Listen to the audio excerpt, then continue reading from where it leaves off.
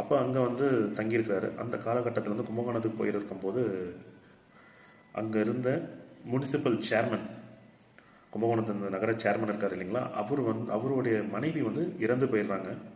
சாமி எதிர்த்து அந்த வழியாக போயிட்டுருக்காரு. ஐயா சொல்கிறாங்க, ஐயா இந்த மாதிரி என்னோட மனைவி தவறிட்டாங்க அப்படின்ட்டு வந்து வருத்தம் தெரிவிக்கிறாரு. சுவாமிகள் பார்க்குறாரு.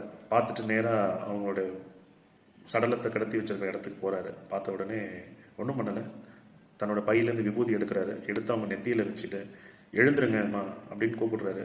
அவங்க தூக்கத்திலேருந்து எழுந்திருக்கிற மாதிரி ஃப்ரெஷ்ஷாக எழுந்து உட்கார்றாங்க. சுற்றி இருக்கிறவங்க எல்லாருமே ஆச்சரியப்படுறாங்க. அப்போ தான் சுவாமிகள் வந்து ஒரு தகவலை சொல்கிறார். அடுத்த வாரம் நான் ஜீவசமாதி அடைய போகிறேன் அப்படின்ட்டு வந்து சுவாமிகளும் வந்து சொல்லிட்டு கிளம்பிடுறாரு. இன்றைக்கி இருக்கிற காலகட்டத்தில் எத்தனையோ நோய்களை வந்து நம்ம வந்து நோய்களை வந்து பார்த்துக்கிட்டு இருக்கோம். மருந்து இல்லை, மருந்துகள் கண்டுபிடிச்சிக்கிட்டு இருக்கோம். எவ்வளவோ டெக்னாலஜிஸ் வந்து நம்ம வந்து அட்வான்ஸாக போயிட்டுருக்கோம், நம்ம சொல்லிக்கிட்டு இருக்கோம். ஆனால் இன்னமும் கூட இறந்த மனிதரை உயிரோடு கொண்டு வர்றதுன்றது யாராலும் இது வரைக்கும் வந்து செய்ய முடியாத ஒரு காரியமாக தான் இருக்குது. இது மகான்களுக்கும் இறைவனுக்குமே தெரிஞ்ச ஒரு ரகசியம்.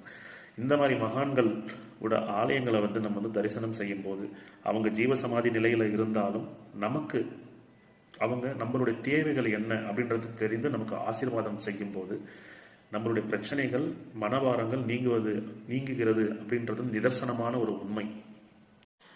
மகான்கள் ஒரே நேரத்தில் பல இடங்களில் வியாபிக்கக்கூடியவங்க. பாடகச்சேரியில் நீங்கள் அங்கே போய் வேண்டினாலும் சரி, திருவற்றியூரில் போய் வேண்டினாலும் சரி, இன்றளவும் மக்கள் அவர் நடத்தி கொண்டிருக்கிற அதிசயங்களும் சித்துக்களையும் அனுபவித்துக் கொண்டிருக்கிறார்கள்.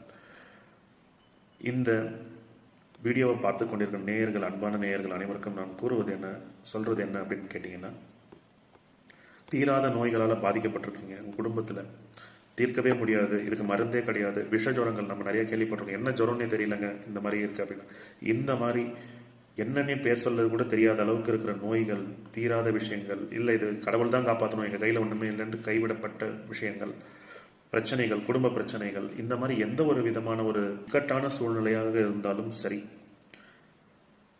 ஐயாவை ஒரு தடவை வந்து தரிசனம் பண்ணுங்க. அவரோட ஜீவசமாதி போய் மனமுருகி வேண்டுங்க.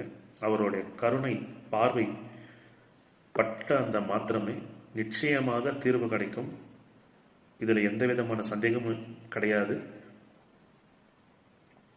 ஆகலால் மக்களே, நம்ம திருவொற்றியூர் பக்கத்தில் பட்டினத்தாருடைய ஜீவசமாதி